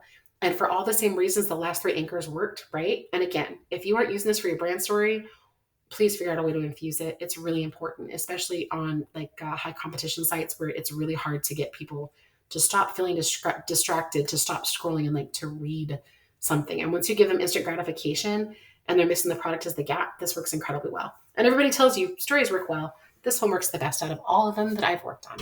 Okay. DBH sales fuel mechanism number 6, belief transplant trigger and plant their fairy tale. I worked on this amazing product earlier today, and these are the people who do all of a specific thing for the royal families across the world, the most wealthy across the world, and A-list celebrities. It was super fun to work on this. And that we literally were working on implanting fairy tales, okay? Because that's what the product does, is it memorializes their fairy tale life, right? So same thing. I remember the day I first started experiencing whatever they want to overcome, okay? I remember the physical, emotional pain of whatever best friend language they used to explain it like it was yesterday, right? I struggled to find the solution problem. So I went to every doctor, read every science, blah, blah, blah, blah, blah, blah. Okay. So this works essentially the same way, but you're looking more towards the positive. This is kind of a variation on the last one, but I may have to go through and change this for you guys. Yeah. Okay. No, it's fine. So the reason this works is that it resonates, connects, builds rapport, drops subconscious mind. But with this one, we're focused more on the positive side of things as opposed to the negative side of things. Okay. So you want to focus more on the positive outcomes as opposed to the negative outcomes. Okay. I think I gave you guys the same template for both of those. Okay. I'm going to have to go back and change that later. Doesn't matter right now. So anyhow, the reason this works is because it resonates, connects, builds rapport to drop their subconscious mind's barrier. It anchors the instant gratification, but you can also implant their fairy tale. Okay. So at the very end of this, what you want to do is this is supposed to be 2 different, I see now what I did. I combined them. Okay. So you come at the end, this is supposed to be like a fairy tale trigger. I'm so sorry. I didn't realize that I changed this slide up there to that. And they combine them. So what they're supposed to do is you're anchoring in the fairy tale, right? So what is their fairy tale? You should know by now. You went through, if you've done your best friend research, You have identified it, right? You've identified it in their words. And so you want to put that in their words as though you're the person, or, one of your customers is the people, or like your mom is the person who has actually experienced that fairy tale. So it's like from nightmare to fairy tale, right? Um, so yeah, there you go. It took me two pages to explain it. Sorry. Because I combined two of them. Okay. DBH sales fuel mechanism number 7, the skepticism annihilator. This one's super easy. Okay. This is a belief transplant trigger. We're transplanting a belief and overcoming skepticism. List out all the outcomes that your customers want. Pick the one that's easiest to believe first, the second easiest to believe second, and the one's the most ridiculous claim that you need them to believe as third. Okay. And then line them up. Because if you state 2 things they know is true and one that they're skeptical about achieving, they're dramatically more likely to believe, right? The third. That shouldn't say the shirt. That should say the third. It doesn't trigger their subconscious defense system, right? It's like making them go down a true false checklist. So it's like true, true, true. That must be true too. Number 8 is the self-love activator. If you remember earlier, we were talking about like people, something that holds a lot of people back from purchasing your product is because they don't believe that, not that your product won't work for them, but believe that there's something wrong with them. They have like a self-love gap, right? Or they have like a self-belief gap. So this anchors, I can do this and this will work for me. Okay. And you can follow this up with the even if nothing else delivered the desired transformative outcome before. So return to your belief craft logical levels blueprint. Hopefully you have an awesome setup like me and you have like 2 giant screens. You can just move things around. If not, you may want to print it out. Now you're going to create a sentence like this. Okay. So product, and then the skepticism annihilator, belief transplant trigger, right? Even if you've thing 1, they failed it didn't work. Thing 2, they failed it didn't work. Thing 3, they failed it didn't work. So this is right here is like what you want them to believe, right? So your product name, and this is like a claim. Okay. So product name delivers the main outcome you want. Okay. So product name promotes, I'm right on the medical field today, aren't I? In and out the body. Product name promotes, product name accelerates the rate at which shoppers purchase your products. Even if you've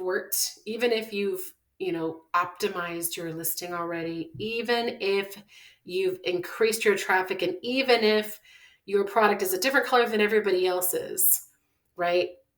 So like, this is the even if, right? And this is how you transplant, like you transplant this and like say, okay, this is saying we looked at all the problems. Okay. We know all the things that are going to stop you. We know all the things you think are going to stop you. And now these are the things that, we've done to make sure that nothing stops you. And this works because so many amazing products sit on the shelves. And again, not because people doubt the product, but because they doubt their ability to make the product work for them. And again, this goes back to their identity, their capabilities, their environments, okay, or their belief in their self. So if you help them out and you find all these things that everybody's tried and plug them in here, right? So that's what goes after even if. If you find everything, and really this is important, the skepticism annihilator belief transplant trigger is really important too, like identifying the exact outcome in their words that they want, and then going through and identifying from these forums like what it is that hasn't worked, and do like a tally sheet. Here are the 3 things everybody says isn't working that they've tried, right?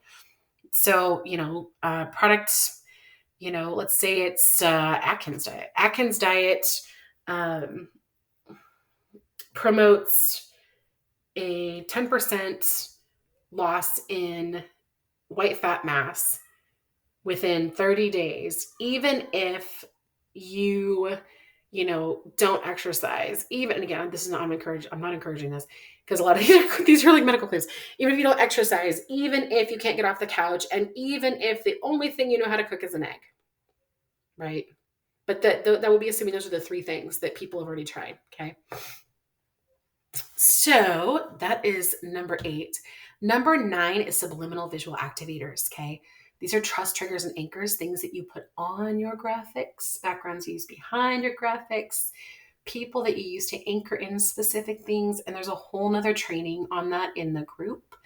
And so if you want that, again, I think it's like an hour and 26 minutes long. I spent 13 years collecting every single subliminal visual sales activator and trigger an anchor that I could find, and I compiled it all into one training. But again, this one's already getting pretty long. So that's something that if you really want to explore further, you can go and use that. Especially awesome if you want to give your graphic designer some ideas. Okay. Okay. So step 4, you are, by this point in time, you've created like all of your sales fuel that you really need, like at least the basics, right? You've got the 10 mechanisms, you've got the 9 mechanisms. You've got a bunch more in those 2 videos that I shared with the SPPAs, right? Hypnotic superiority power positioning anchors. Now you see why I call them HSPPAs, and because it's such a mouthful. And then you've also got the ones for the visual that you can go and watch, right? So you can put all of it together into this thing, right? So you're going to create and deploy the Neuromarketing Millions like product master command blueprint, right? So this is actually the thing that creates your exponential gains. And the reason that it does that is it's kind of like a perpetual flywheel. Okay. So this is your number one action. After you create all of these mechanisms, after you go through and do your best friend research, after you go through and do everything we've already talked about, okay, this is your number one action because it's the biggest sales booster, the biggest needle mover. It's the biggest time saver because your staff can execute it and informs everybody. You pass it out. Anybody who touches sales assets, manages people touch sales assets, anybody who manages your products online, anything, you can hand this to them, right? So it's an ultimate time freedom creator. It's an ad cost lower. Plus, shoppers who can't decide to choose to buy yours from box number 3 without it won't buy yours without it, right? So I wouldn't leave this to chance. I would totally focus on this, right? So again, this is clarity, team execution for exponential sales everywhere you sell. All they have to do is infuse it into your current sales assets. It's a maximizer. You don't have to create your sales assets from scratch. You just infuse it, realign and launch. Did you hear me say you don't have to start from scratch? This is not starting from scratch. You can start from scratch, but you don't have to start from scratch. Okay. This is what informs, empowers, and electrifies your sales and positions you as superior, differentiates you, like it's your go-to product. Okay. Guys, we'll be on just a minute, or as the go-to product. That's awesome. Thank you so much. My son wants us all to know that there's a very, very rare Pokemon card in his hand. It gives you the biggest conversion boost because it makes it easy for shoppers to see that yours is the one to buy, and their brain wants to fill that gap. Your product is not a cat video. They want to go watch cat videos. They want to go play baseball with their kids. They want to go eat dinner. Okay. Safety, most important, super duper important, safety. So your product stays alive and continues selling online, and you can grow your line and become a legacy brand, right? This renders your product positioning, differentiation, features, and benefits uncopyable in shoppers' eyes. It anchors them as superior. It triggers that buy now sequence. We've talked about how to do all of that. And also, this Neuromarketing Millions Master Command Product Blueprint, it creates your promise keeper flywheel. So higher conversions mean lower cost per sale, higher revenue to higher A players, and have the freedom to keep all those promises you made to yourself and like the ones I make to my kids, like we're going to Japan kind of thing, because the time and money is both there. Right? You've got the time, you've got the money. It's a promise keeper flywheel to create this. Okay, so part 2, this creating your Neuromarketing Millions Master Command Product Blueprint. Remember, this is time saving, it's clarity fueling, it's congruency creating fuel that drives your sales. And unless you're working with a top 5 ad agency like the big dogs like Nike, PepsiCo, Maybelline, Blue Ocean, who all use a lot of these, your team needs to skyrocket sales everywhere you sell. Okay, so you're going to create this, you're going to hand it out to your sales and brand asset creators. You're going to give it to your marketing and brand manager, your sales copywriter, listing optimizer, which is not the same as a sales copywriter. Sales copywriters on conversions, listing optimizers aren't nearly as capable of creating conversions. A lot of times they go in and they're more about like organic or traffic. Okay. Commercial or video sales letter creator, your graphic designer, your lifestyle image photographer, and then you're going to give it to the people who create your sales fuel workspaces for these 24/7 online sales assets that you've created. Okay, these sales pros you've created that are in digital form. There's like web and sales funnel builders, your Amazon product managers, your traffic optimization teams, your Shopify product managers, your, anybody who's helping with anything in terms of packaging creation, ad creation, anything. Okay, they all need to have this. Okay, so what do you include in it? Okay, you have to do the good old basics, and this is probably what you provided to your sales copywriter or, somebody else when they asked, about your product. So it's product information like features, benefits, materials, the creation process, and a list of all those things, that make up your product, okay? Everything that's included in the package, any bonuses, all that fun stuff, right? That's a lot of times all I get from clients. They'll send me features of the product. They don't send benefits. A lot of times they'll tell me what material it's made of. They'll tell me how much it weighs, like the stuff that Amazon wants to know. And it's like, I can actually turn this into, I can actually create an award-winning product out of just that information, right? A really great sales copywriter automatically can. Box number 2 or box number 1, escape materials, right? We talked about this. All the reasons your product type is superior to all other product types that solve their problem. Okay. Box number 2, escape materials, your shopper subconscious competitor checklist.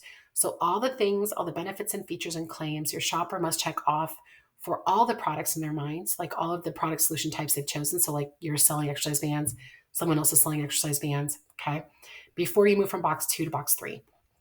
Okay. You also need your anti-positioning threat assessment results, right? So this is everything that you highlighted on that very beautifully colorful sheet now, online or offline, during the threat assessment. So global, traditional, results and claims, and future, right? So put all of them together. Okay. Add this all to your Neuromarketing Millions Master Command product blueprint, right? So you can go out and like push it out to all the people who do all the work for you, and to power up all of your sales across everywhere, so you have exponential results. Of course, you also want to give them the best friend voice, right? And you want them to use those words, and you want to make sure that those words are actually tallied up, and it's like, okay, great, so I know that this is what works. You also want to give them your belief craft state change research, those logical levels, both the questions and the answers, right? This really helps anybody who's actually having to create the framework around these, like the sales copy, especially if they're a hypnotic sales copywriter like I am. This is stuff that they know how to dig for, but if you've already done the research, why not hand it off to them? And then they can do more on top of that to verify what you've done, or it inspires them to go and figure other things out and think about positioning differently. Not your product, but positioning, like how they're framing things. Okay. Because framing and copy is really important. So their insecurities, their pain points, their dreams, their objections based on what you uncovered about their higher power, identity, beliefs, capabilities, and environment. Okay. You can also look at their meta programs and include this in here, whether they're towards or away from people, like they're going towards success, they're going away from pain, whether or not they are people who are internally motivated or externally motivated. Those are all things you can include if you go through, NLP stuff. That's really helpful. And then box 3 to winner circle and include all of those underlying sales fuel things after you've pared it down to what you want them to use. Right. So you might create a primary underlying sales fuel list with those 9 DBH sales fuel mechanisms that electrify everything, right? That help you get to the new finish line in your shopper's brain, that help inform everything you want, like how you want the position to be done, differentiation to be done. And then there's also you might create a secondary list of hey, if you find you don't have to use these, but if you find an inspiring way of using them, if this triggers the juiciness of your sales copywriter brain or your graphic designer brain, let's figure out how to use this, right? Because you already created it. So part 2, please don't start from scratch. If you already have sales assets, power up strategically. You can go slow to speed up, or you can just do what I do, which is infuse things into. I've been doing this though for 13 plus years. So, I would say go slow to speed up at first. Assess where you'll test this first. Choose 1 to 3 assets where the traffic is already optimized, where you already have a lot of traffic. Amazon's a great place to start, or any place where you have, a lot of traffic is a great place to start. If you start on Amazon, it's because it's buyer keyword intent based. It's really easy to measure. Buyer keyword intent, no matter what anybody tells you about optimizing keywords, it's there's no guessing involved. There really isn't. If you understand marketing, you understand neuromarketing, you understand sales copy, it's pretty easy to figure out what your buyer intent based keywords are and what your secondary, your light keywords are, all the things you want to target for all of those different customer awareness levels 1 through 5, right? I have another video on customer awareness levels and traffic if you want to watch that. Again, it's a training video. Step 2, you want to work smarter, not harder. This sounds cliche, but it's also true. So get this out to your sales asset creators like we talked about, so they can transform it, they can actually make it work for you, right? You want to have all these sales fueled pinnacle profit machines, sales fueled pinnacle profit machines from this, all over the internet. And then you can also use this for brochures and things like that, right? If you're selling high ticket, it's great for brochures. This includes your sales copywriter, listing optimizer, graphic designer, commercial creator, photographer when they create new custom lifestyle shots, and of course, anybody who manages your brand or your products, right? Okay. So now that you've got this all infused, you're gonna infuse and relaunch. The powered up buy now sequence triggered sales fuel into all the customer facing sales assets, right? So so like everywhere you sell, okay, you're going to measure the KPI increase. Do not launch it in places where you can't measure the KPI increase first, okay? You want to see what the increase is, and you want to test out, if you're able to, different anchors that you've created, different triggers you've created, and see what moves the needle the highest. It all moves the needle really high, but sometimes with some markets, one or two of these will move the needle higher than the rest, okay? After you've measured the KPI, the increase, and you know that it is going to perform, this thing you've created is going to perform really well, deploy it everywhere for exponential sales acceleration, right? You want to build an army of amped up sales soldiers. My husband was in the military for 20 years. I have all these great references. There's only one more thing. The natural consequences of doing this is cross-market global domination. That's what we're really going for. We start from the point of, we just want to make customers buy yours. Okay. And now we're talking about the natural consequence of cross-market global domination. This is really important for you to listen to. You can sell the same thing under a different brand name using different anchors to solve new problems. This is exactly what your competitors are doing who use this system. Okay, you've already created the 8 mechanisms. You're about to watch the video for the 9th if you're awesome. And you're going to stumble upon new people using your product in these forums and this best friend research to solve the problem, right? Keep a list of that. Launch the product. It's like next steps, like exponential and exponentials, right? It's like 10 to the 10th power to the 10th power. Launch the product you already know delivers results under a different branding using those anchors and triggers that popped up that you're not using for your first product launch, okay? Your first product relaunch. So like we talked about, it starts as a powdered milk-based supplement. And I use powdered milk because I really don't like powdered milk. And so it's one of the ways that I trained myself to think positively about a product that I don't really like, right? So powdered milk-based supplements. So you have protein supplements for weightlifters, new product name, new production positioning millions mechanism, product positioning millions mechanism, and then the breakfast supplements, right? Like for busy moms, Busy Fit with core support, protein amplification, right? You can literally do that. It's the same product. And that's what people are out there doing. So make sure as you're creating these anchors and doing this research, as you see new markets you can break into, as you think of new amazing brand names, if you think of new amazing product names using those HSPPAs, like seriously keep a list of all this. It's just like inventors and a lot of entrepreneurs keep like a book. Keep a book of like, okay, hey, we already know we're creating this. All we have to do is slap a label on it and change the sales copy and the graphics, right? Or we have to change the box and sales, and you can hit a whole new market for a whole different problem, or the same market, with a different brand or a position for, like, I have clients and I love them to pieces, but they are selling you guys the same product. And some of you are probably doing it too. They're selling like the product that, for the high end, and we have it framed that way, and we have it superiorly differentiated, a position that way. And then for like the middle class, and then for like people who can only afford $7, and the product costs like $3 or $4 to make. So some people are paying $45 for a $7 product, and some people are paying $7 or for like a $4 product, right? Some people are paying $45 for a $4 product, and some people are paying $7 for a $4 product. And we just took the products and we repositioned them, and we differentiated and we framed. Framing is very important. That's exactly what this doing is, framing your customer's mind that this is the superior product, right? You can do it with any product across any market in any industry, no matter how saturated. Okay. So cross-market global domination. Okay. So we've gone over how to get through the 3 boxes to the winner's line. We've gone over how mindset is most important, that exponential results-focused action takers mindset. Please hold on to that. Okay, remember, don't quit. You can take a break, but don't quit, right? You've worked too hard. You've come too far to quit. We've bridged that gap with the DBH, with the Neuromarketing Millions product positioning method. And then for superiority and differentiation, that's what this training is on. There's more to it. And then we've looked at all of, the DBH mechanisms, right? The sales fuel, the subliminal sales fuel, right? To create that superior positioning and differentiation that makes you the go-to uncopyable one to buy in an ocean all its own, right? It just means that the customers perceive you as being superior. And so they buy your product because that's box 3, right? That's my sales copywriter's way of saying that. We've looked at how the third most important thing is infusing this into all of your customer-facing assets and handing this out to your team. This, master command document you're creating, right? Hand it out to your team so you can have other people do the work for you, so you can go play and then just review what they've done, right? And then we've talked about then you optimize traffic, and that's to get shooting electricity from the bottom up to get where you want to be using the products you already sell without reinventing the wheel with the sales assets you already have. You're not changing product features, you're not changing product benefits, you're not even having to change markets. All you're doing is powering up what you already have with these, right? This is like literally, I mean, can you think of anything else that's faster to like accelerate sales, right? And you've seen how it accelerates sales, this positioning and differentiation. So if you want help implementing, I want you to join our Hypnotic Product Positioning Power Hours, okay? You can shoot me an email. I'll also put the link below this if you're on YouTube, but otherwise email me at Diane@neuromarketingmillions.com.